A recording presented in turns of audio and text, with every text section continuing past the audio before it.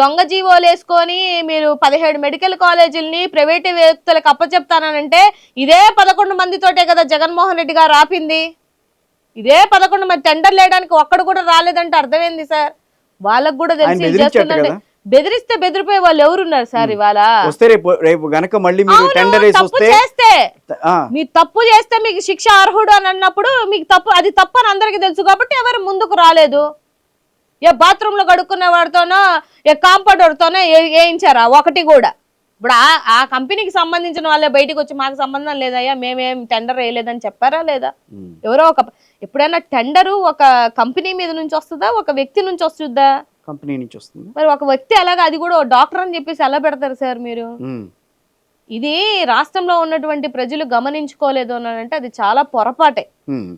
Medical కాలేజీలు వైఎస్ఆర్సీపీ మాత్రమే ఉద్యమం చేసిందని మీరు అనుకున్నా మాకు వచ్చిన నష్టం ఏం లేదు. ఇవాళ మా వల్ల ఉన్నటువంటి మెడికల్ కాలేజ్ విద్య చదివే వాళ్ళకి కానీ, లేకపోతే దాన్ని దొంగతనంగా దోపిడీ చేద్దామనే ఆలోచన దృక్పథంలో ఉన్న వాళ్ళందరికీ మేము చెక్ పెట్టాం. అది మా సక్సెస్. మా 11 మందితోనే మేము చేసినటువంటి సక్సెస్. 17 మెడికల్ కాలేజీలు ఈ రోజున అదే స్థితిలో ఉన్నాయా?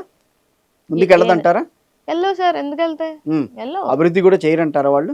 అభివృద్ధి అల్లాడ చేస్తారు సార్. ఉన్నదాన్ని మెయింటైన్ చేయమనండి చాలు. కానీ ఆ పులివెందుల్లో ఉన్నటువంటి మెడికల్ ఎక్విప్మెంట్ అంతా ఎక్కడికో తెరలింది సార్. పులివెందుల్లో ఆల్రెడీ 90%. మీ ఉత్తరాంధ్రలో కూడా ఒక కాలేజీ ఒకటి రెడీ అయిపోయింది, మంచి కలర్స్ తో, మంచి ఫొటోస్ కూడా బయటకు వచ్చినాయి. మరి దాని పరిస్థితి ఏమైంది? అసలు విజయనగరంలో ఉన్న కాలేజీల్లో అడ్మిషన్స్ జరిగి పిల్లలందరూ చదువుకుంటూ ఎగ్జామ్స్ అవుతున్నాయి కదా సార్. మరి దాన్ని ఎందుకు కాదని అన్నారు? మీరు ఎందుకు గట్టిగా చెప్పుకోలేకపోయారు? గట్టిగా చెప్పాం, ఎందుకు చెప్పలేదు? అన్ని చెప్పాం. ఎందుకంటే అయ్యన్ పాత్రుడు గారు, ఈమె అనిత గారు ఛాలెంజ్ ఇసిరారు. నర్సీపట్నంలో కడుతున్నటువంటి కాలేజీకి జీవో లేదు, ఆడ అసలు కాలేజీ లేదు అని చెప్పితే జగన్మోహన్ రెడ్డి గారు అక్కడికి వచ్చారు. నిజంగా రావాలనుకుంటే విజయనగరంలో కట్టిన కాలేజీకి రావాలి కదా. వాళ్ళు ఛాలెంజ్ చేశారు కాబట్టి వచ్చారు కదా. అన్న వచ్చాడు కదా.